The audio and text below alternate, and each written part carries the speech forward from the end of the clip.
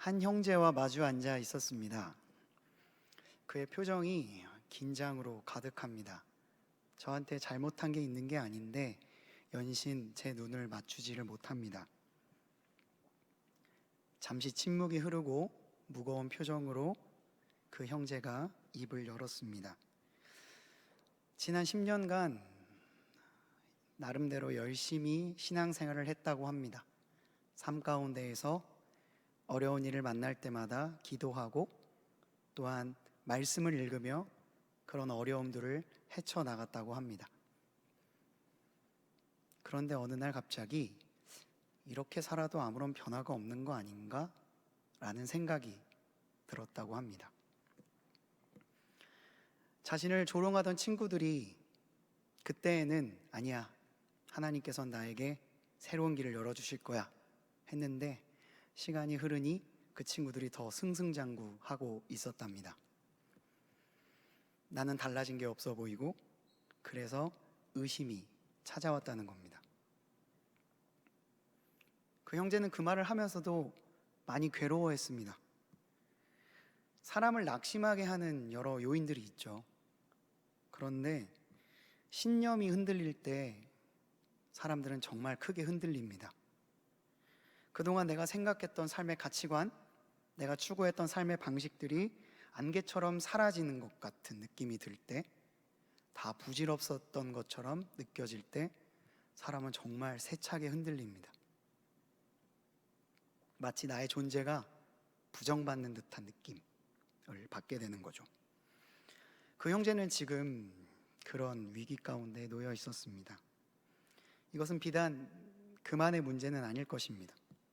아마 이 말씀을 지금 듣고 계시는 여러분들 가운데에서도 한 번쯤은 이런 고민을 해보셨을 것입니다. 아마 몇몇 분들은 아마 오늘도 이 고민을 하셨을지 모르겠습니다. 단순하게는 예배에 올까 말까, 더 크게 생각해서는 신앙을 계속 고수할 것인가, 그렇지 않을까, 그 둘 사이에서 고민하셨을 것입니다. 네, 우리 모두는 지금 확신과 의심 그 사이에 서 있습니다. 아슬아슬하게 아주 자주 흔들리며 그 위에 서 있죠. 이럴 때 목회자로서 할 수 있는 일이 여러 개가 있을 것입니다. 그런데 가장 중요하다고, 목회자로서 가장 중요하게 생각하는 것은 하나님의 말씀으로 그를 인도하는 것일 겁니다. 성경에는 같은 고민을 했던 사람들의 이야기가 많이 담겨 있거든요. 물론 그들과 우리 사이에는 문화적인 격차, 시대적인 격차, 관습의 차이가 분명히 존재합니다. 하지만 그 사람이 했던 고민과 우리가 했던 고민의 결은 굉장히 비슷합니다. 그리고 결정적으로 그가 만난 하나님과 우리가 알고 있는 하나님은 같은 분입니다. 즉, 차이는 그 사람과 나하고만 있는 거예요. 하나님은 차이가 없으십니다. 하나님은 그때나 지금이나 영원토록 동일한 분이시기 때문입니다. 즉, 그들에게 답을 주시고 해답을 주셨던, 위로를 주셨던 하나님과 오늘 이 시간에 우리에게 위로를 주시는 하나님은 같은 분입니다. 그래서 하나님의 말씀으로 인도하는 게 가장 중요하다고 말씀드리는 겁니다. 오늘 제가 여러분들께 소개해드릴 사람, 우리와 하나님 안에서 연결될 수 있는 신앙인, 그리고 우리와 같은 고민을 했던 사람, 바로 하박국입니다. 한 주석은 하박국을 소개하면서 이렇게 말하고 있습니다. 선지자 하박국은 유대 민족이 죽음의 고통에서 허덕일 때 사역했다. 당시 남유다를 다스리던 왕은 8대 왕 요시야였습니다. 열왕기상 23장은 요시야가 그 어떤 임금보다 하나님을 섬기고 뛰어난 왕이었다라고 기술하고 있습니다. 그는 오랜 기간 영적으로 침체되어 있던 이스라엘 가운데 활기를 불어일으켰던 인물입니다. 그가 종교개혁을 일으키자 수많은 사람들이 우상을 떠나고 산당을 철폐하며 하나님께 돌아오는 역사가 일어났습니다. 성전에서 예배를 주관하던 하박국도 그의 모습을 보면서 와, 이제 다시 이스라엘이 일어나는구나, 희망을 얻었을 것입니다. 그런데 문제가 발생했습니다. 그렇게 창창하게 하나님을 섬기며 나아가던 왕 요시야가 무깃도라고 하는 그곳에서 있었던 애굽과의 전쟁에서 갑자기 전사하고 만 것입니다. 실로 충격적인 일이었습니다. 기원전 609년 요시야의 죽음, 이것으로 인하여 유다는 희망을 한순간에 없앨 수밖에 없었습니다. 더욱이 아수르로 인해서 그동안 고통을 많이 받고 있었는데 그 다음에 등장한 바벨론은 더 포악하게 그들을 위협하기 시작했습니다. 역사적으로 점점 호기로 접어들고 있었는데 그 호기가 끝이 나고 말았습니다. 설상가상으로 내부에서도 위기가 발생합니다. 수많은 사람들이 하나님이 아닌 다른 것들을 찾기 시작하죠. 회복의 불씨는 점점 꺼져갑니다. 다시 부정과 불의가 기승하기 시작합니다. 하박국 1장 2절에서 4절까지는 그 참담한 모습을 기록하고 있습니다. 악인이 의인을 박해합니다. 삶의 부조리가 팽배해져 있습니다. 논쟁과 폭력이 사회의 곳곳에서 불같이 터져 나옵니다. 하나님의 법은 해이해져 가고 율법은 어떤 사람에게는 적용되고 어떤 사람에게는 적용되지 않고 있습니다. 모든 가치가 무너지고 사람들 간의 감정도 점점 식어갑니다. 그런 상황, 그때 한 남자가 등장하는데요, 그 남자가 바로 하박국이었습니다. 하박국은 좀 독특한 예언자였습니다. 기존의 다른 예언자들과 같은 시대에 살았음에도 불구하고 성격이 좀 달랐어요. 기존의 예언자들은 하나님께 먼저 말씀을 듣고 그 말씀을 가지고 사람들에게 전파하는 역할을 감당했습니다. 하지만 하박국은 하나님의 말씀을 듣기도 전에 하나님께 자신이 가진 생각과 울분을 막 토해놓는 사람이었습니다. 예언자들은 하나님께 질문을 종종 하긴 했지만 대담히 하나님 도대체 왜 그러세요? 라는 말들을 하지는 않았습니다. 하지만 하박국은 담대하게, 때로는 도전적이게, 때로는 이렇게 해도 되나 싶을 정도로 하나님 아버지 앞에 냉철한 질문들을 던지기 시작합니다. 하나님, 도대체 무슨 생각을 갖고 계신 겁니까? 하나님, 어찌하려고 이 상황을 그대로 두십니까? 당시에는 굉장히 센세이션한 일이었겠지만 듣는 우리들, 보는 우리들로 하여금 우리가 가진 질문을 대신 던져주고 그와 같은 동질감을 느낄 수 있는 아주 매력적인 예언자였습니다. 하박국 1장 1절은 아주 도발적으로 시작합니다. 여호와여, 내가 부르짖어도 주께서 듣지 아니하시니 과연 어느 때까지입니까? 질문하는 하박국에게 하나님께서는 곧 답변을 주십니다. 근데 이 답변이 하박국을 더욱 화나게 만들었습니다. 바로 바벨론을 통해 유다를 징계하시겠다, 바벨론을 막대기로 사용하시겠다라는 말씀이었습니다. 네? 저는 이해할 수 없는데요. 하박국은 하나님이 선택하신 바벨론이라는 도구에 항의합니다. 왜냐하면 이 도구는 일단 선하지가 않습니다. 하나님의 신성, 선하신 속성과 이 바벨론이라는 악한 도구가 잘 매칭이 안 되는 거예요. 왜 악한 사람들을 통해 우리가 고통을 받아야 되지? 하나님은 왜 불의한 자들의 행동을 그냥 용인하시는 것이지? 정말 하나님이 역사를 지배하고 있는 건 맞는 건가? 아니면 정말로 그 바벨론이 역사를 지배하고 있는 건 아닌가? 하박국은 지금 확신과 의심 사이에 서 있습니다. 하박국 1장 13절은 말씀합니다. 우리 함께 봉독해 보겠습니다. 시작. 주께서는 눈이 정결하심으로 악을 참아 보지 못하시며 패역을 참아 보지 못하시거늘 어찌하여 거짓된 자들을 방관하시며 악인이 자기보다 의로운 사람을 삼키는데도 잠잠하시나이까. 고통스러웠던 아수르의 시련이 지나갔습니다. 이제 좀 나아질 법한데 여전히 구원의 성취가 지연되고 있습니다.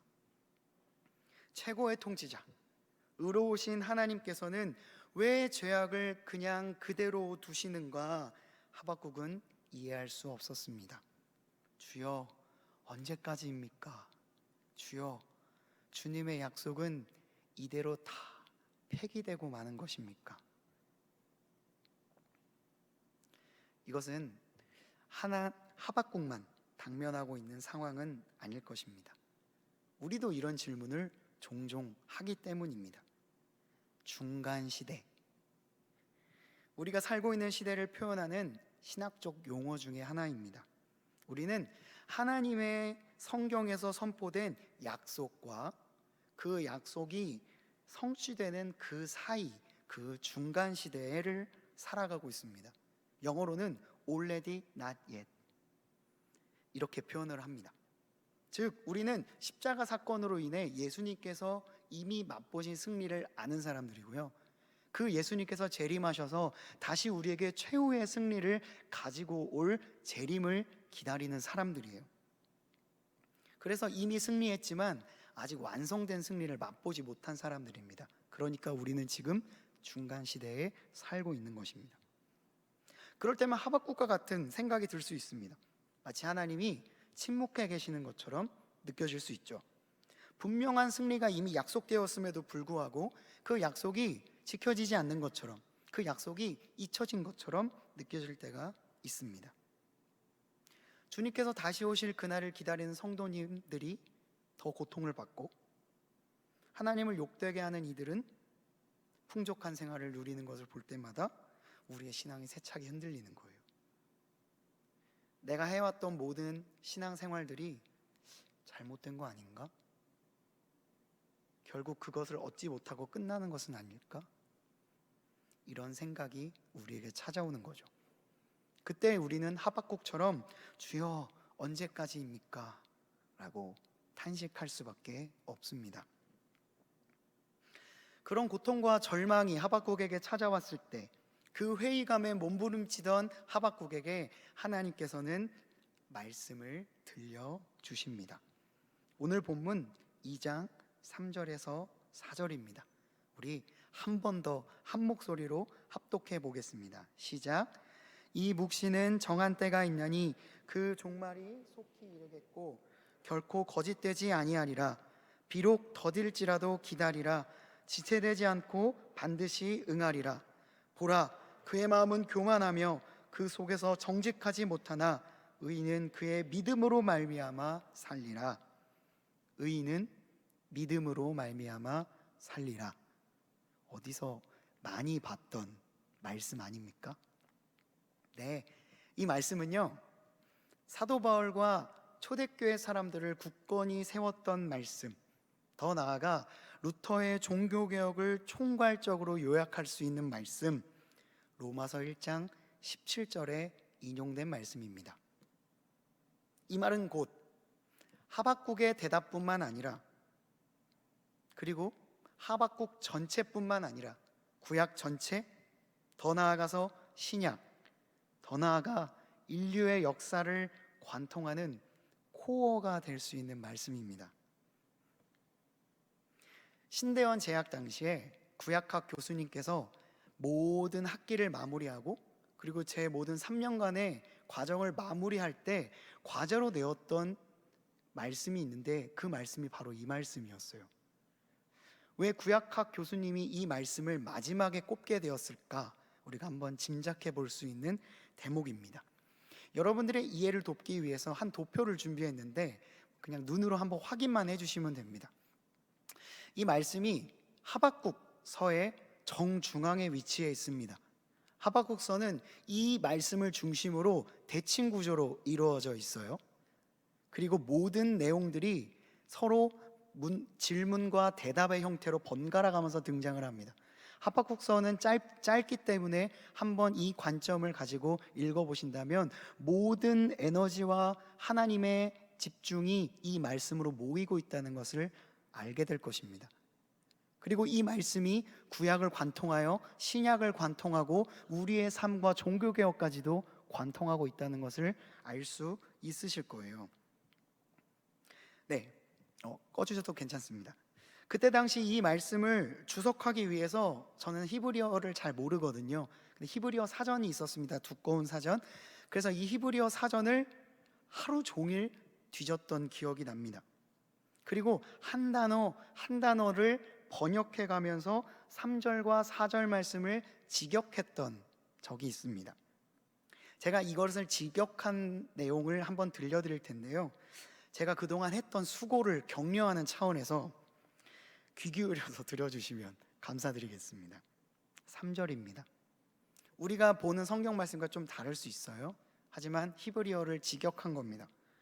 왜냐하면 이 예언은 아직 정해진 때가 있으니 종말에는 숨을 쉬듯이 드러날 것이다. 그리고 이것은 거짓이 아니다. 만약 그것이 늦어진다고 할지라도, 꾸물거리는 것처럼 보일지라도 기다려라. 그것은 오기로 한 그때에 올 것이다. 내가 뒤에 남겨두지 않을 것이다.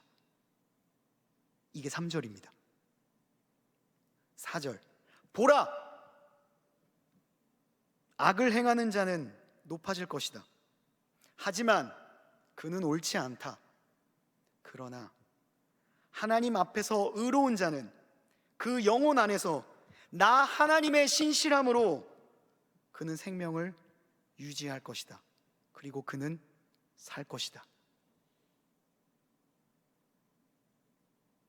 제가 의역한 것도 있습니다. 하지만 이 히브리어 단어를 직역하여서 모았더니 이런 메시지가 나왔습니다. 구약학자 버나드 앤더슨은 하박국의 상황을 이렇게 묘사하고 있습니다. 예언자는 신앙의 초소에 서서 하나님의 대답을 기다리고 있다. 그때 들려온 하나님의 대답은 즉각적인 것은 아니었다. 사람의 관점으로는 더디게 온다고 생각이 들 수 있다. 그러나 하나님은 하박국에게 궁극적으로 실현될 미래의 지평선을 볼 것을 요청했다. 하나님은 이렇게 말씀하십니다. 이 예언은 정해진 때가 있다. 아직 아닐지라도 종말의 때는 마치 숨을 내쉬듯이 모든 것들이 다 드러날 것이다. 이것은 거짓말이 아니다. 만약 늦어진다고 할지라도 기다려라. 예언은 오기로 정해진 그때에 올 것이다. 결코 뒤로 남겨둘 일이 없을 것이니, 그러니까 보라. 악을 행하는 자들의 높아짐을 보라. 그러나 그것은 옳지 않구나. 하나님 앞에서 의롭다 여김을 받는 자는 그의 영혼 안에서 무엇보다 내가 가진 나의 신실함으로써 너는 생명을 유지할 수 있을 거야. 종교개혁자 칼빈은 하박국서를 주석하면서 하나님의 말씀과 성취 사이에는 함축적인 대조가 있다고 말했습니다. 하나님의 때를 알 수가 없기에 우리는 늘 불안할 수밖에 없죠. 그런데 분명한 건 하나님의 약속은 성취된다는 것입니다. 이 말씀을 통해 하박국은 틀림없이 이 말씀이 이루어진다는 사실을 깨닫게 되고요, 다시 힘을 얻게 됩니다. 하박국뿐만 아니라 신약의 사람들, 심지어 루터도 이 말씀으로 힘을 얻게 되었습니다. 제가 한 주간 참 기다리는 시간이 있거든요. 그런데 그 시간은 바로 커피 바이블입니다. 오프라인으로 만나면 참 좋겠는데 현재로서는 어렵기 때문에 부득이 온라인에서 지체들을 만날 수밖에 없습니다. 제가 왜 이 시간을 기다리냐면요, 이 시간에서는 지체들의 삶과 그들의 묵상을 서로 교류할 수 있기 때문입니다. 지체들이 묵상을 열심히 해서 저에게 핸드폰으로 보내주면 제가 그걸 읽어드리거든요. 근데 그 묵상이 보통이 아닙니다. 정말 깊어요. 그리고 그들이 얼마나 지금 삶 가운데서 치열하게 하나님을 섬기며 살아가고 있는지를, 그리고 얼마나 애쓰면서 하나님을 섬겨보려고 살아가는지를 메시지에 담아서 보내주거든요. 그래서 이 묵상을 읽을 때마다 교역자들이 숙연해지기도 하고 감동을 받기도 하고 그들의 삶을 응원하게도 됩니다. 특별히 이번 주에는요, 하박국과 같은 고민을 하는 지체들이 참 많았습니다. 우리가 다 비슷한 생각을 갖고 살아가나 봐요. 서두에 언급한 그 형제분처럼 확신과 의심 사이에서 갈등하고 있는, 현실적인 삶과 신앙적인 삶의 괴리 가운데서 고군분투하는 지체들이 있었습니다. 한 지체가 이렇게 보내주었는데요, 요약하면 이렇습니다. 마치 물이 없는 다이빙대에 서 있는 것 같은데 하나님께서는 뛰어내리기만 하면 물을 채워주시겠다고 말씀하시는데 내 눈에는 물이 안 보여서 뛰지 못하고 있는 나의 모습 가운데 참 힘듭니다. 이런 말을 보내준 지체도 있고, 또 한 지체는 요즘 상황이 전쟁 같습니다. 한 고비 넘기면 다른 고비가 찾아오고요, 한 고지를 넘기면 또 다른 고지가 내 눈앞에 있습니다. 뺏고 뺏기는 싸움 가운데서 표류하는 것 같아요. 어디로 가야 할지, 어떻게 살아가야 할지 알 수 없는 상황 가운데서 이 지체가 이런 표현을 했습니다. 확신과 의심 사이에서 고민하면서 싸워가야 할, 물러날 수 없는 싸움 가운데 있는 것 같습니다. 제가 그 지체에게 정중히 부탁을 했어요. 이걸 설교 제목으로 써도 되냐고. 그러니까 저에게도 영향을 주고 있는 겁니다, 그 말씀이. 네, 그들은 지금 고군분투하고 있습니다. 이게 우리의 이야기입니다. 그리고 지금 이 말씀을 전하는 저의 이야기이기도 합니다. 우리 모두는 확신과 의심 사이에서 이미, 그리고 아직, 그 사이에 중간 시대에서 말씀과 성취의 그 함축적인 대조 가운데서 우리는 살아가고 있습니다. 하박국도 그랬습니다. 이런 우리에게 하나님께서 약속의 말씀을 들려주시는 거예요. 뭐라고 말씀하시냐? 하나님의 약속은 반드시 이루어진다. 그때가 인간에게 달려있지 않고 그때가 우리의 삶 가운데 등장하지 않을 수 있다는 것이 함정이지만 말이죠. 그래서 그 과정 가운데 의심이 발생할 수밖에 없습니다. 아니, 당연히 발생합니다. 왜냐하면 약속이라는 것은 미래의 사건을 말하고 있기 때문이죠. 그래서 약속 가운데는 언제나 의심이 같이 있을 수밖에 없습니다. 그래서 여러분들이 약속을 믿지 못하고 의심이 든다는 건 여러분들에게 믿음이 없다는 게 아니라 당연한 거예요. 하지만 우리는 그 의심 가운데서도 이 약속은 틀림없이 이루어질 거라는 그 가능성의 희망은 놓지 말아야 합니다. 척박한 상황 가운데에 우리가 해야 될 것은 의심하지 않는 게 아니고요, 희망을 잃지 않는 거예요. 정확한 때를 우리가 알지 못하기 때문에 의심은 당연히 우리 가운데 발생합니다. 하지만 하나님은 약속하고 계십니다. 이 약속이 반드시 실현될 거라고. 하나님의 약속은 폐기되지 않고 여전히 그 유통기간이 유효하기 때문입니다. 하나님은 우리의 삶을 주관하시는 분이기도 하지만 온 세계 만물을 주관하실 뿐만 아니라 태초부터 영원까지의 모든 시간을 주관하시는 분입니다. 그래서 우리의 삶을 한 알의 점, 먼지와 같다고도 표현하시는 거예요.